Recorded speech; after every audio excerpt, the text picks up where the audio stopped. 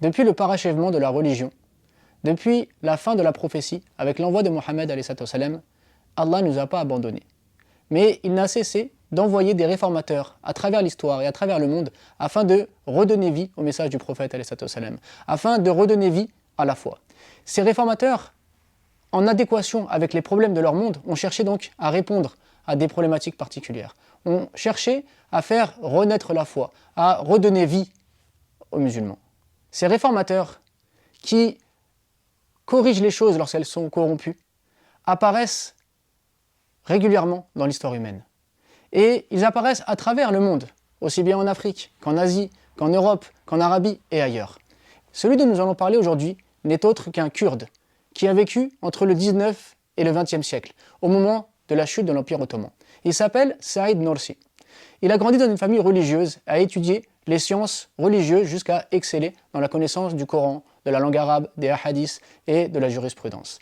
Il a par la suite continué son cheminement dans l'apprentissage en se focalisant sur les sciences comme la physique, la chimie, les mathématiques, jusqu'à ce qu'il s'est rendu compte de l'importance de réformer le système scolaire de l'Empire ottoman, afin que les écoles traditionnelles dans lesquelles on apprenait la religion et les écoles, on va dire plus profanes, dans lesquelles on apprenait les sciences non religieuses, si on peut dire, soient réunies en une seule, afin que le musulman soit doté des connaissances religieuses suffisantes pour être à la hauteur de son défi, mais également des sciences, si on peut dire profanes, de façon à ce qu'il soit utile pour son pays et pour le développement de celui-ci. Il milita pour cela, mais ne fut pas entendu. Ensuite, la guerre mondiale commença. Il prit alors les armes avec les Ottomans afin de protéger les frontières de l'invasion des Russes. Il fut alors repéré et reconnu comme étant un leader, car il était intellectuel, il était courageux, il arrivait à réunir les gens autour de lui. C'est ainsi que Mustafa Kemal, qui n'était pas encore donc au pouvoir, mais qui était donc général des armées, le fit venir auprès de lui, afin donc de pouvoir mobiliser les gens autour de lui. En restant avec Mustafa Kemal, Saïd Nursi se rendit compte qu'il était animé par l'athéisme, qu'il était plutôt d'un laïcisme vraiment ancré, qu'il ne faisait pas la prière, et que les généraux qui étaient autour de lui avaient les mêmes problèmes. Alors il décida de leur parler, il décida de les sensibiliser à la foi, de les sensibiliser à la prière. Et 30 parmi les plus proches de Mustafa Kemal se remirent à faire la prière et eurent des convictions totalement différentes de celles qu'ils avaient au préalable. C'est ainsi qu'il se fit mal voir par Mustafa Kemal, qui cherchait alors à le mettre de côté pour que son influence religieuse disparaisse totalement. Par la suite, quand Mustafa Kemal arriva au pouvoir, il abolit le califat. Il interdit la langue arabe, il interdit l'enseignement de la religion. Il fit même changer l'adhan en turc au lieu d'en arabe, etc. Et c'est ainsi que Saïd Nursi, qui éduquait des étudiants, qui prêchait la religion, fut alors dans le collimateur.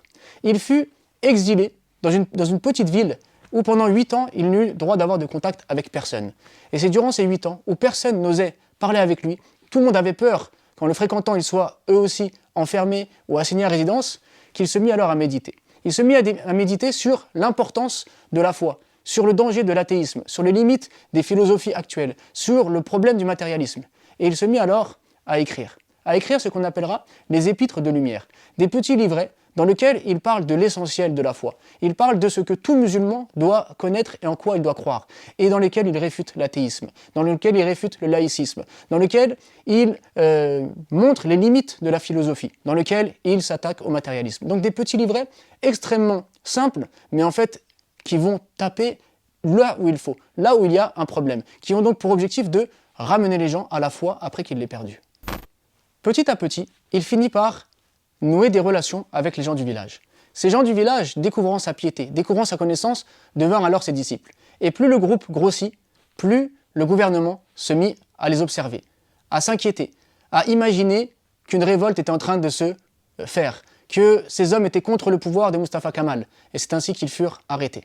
Que les livrets de, justement les épîtres de lumière, furent recherchés.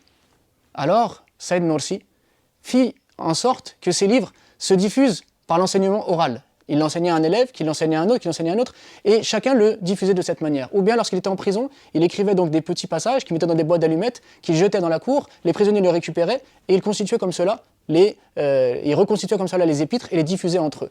Et en l'espace de quelques années, ces épîtres se répandirent partout en Turquie. Et beaucoup revinrent à la foi par la force de ces épîtres. Alors son danger devint encore plus grand. Alors on essaya de l'emprisonner et de l'isoler toujours un peu plus, et tous les disciples qui étaient avec lui subissaient les mêmes torts et les mêmes difficultés. Le premier épître qu'il a rédigé était justement l'épître, le traité de la résurrection. Car il voulait montrer que ce monde est un monde de passage, que le véritable monde et le véritable enjeu pour l'être humain était la vie future qui, elle, est éternelle. Alors, son objectif était de rappeler que cette terre de passage n'est pas un lieu dans lequel on va rester, et que même si on doit agir pour ce monde, on doit surtout être concentré sur notre vie future, et donc on doit œuvrer pour cela.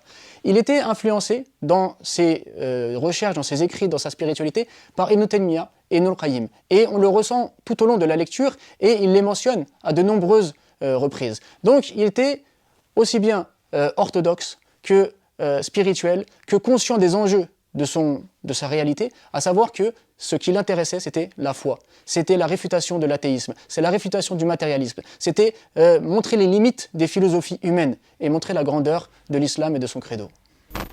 Pourquoi est-ce qu'il ne parlait pas de la guerre mondiale qui avait lieu? Pourquoi est-ce qu'il ne parlait pas des problèmes que vivait le monde musulman et l'humanité en général?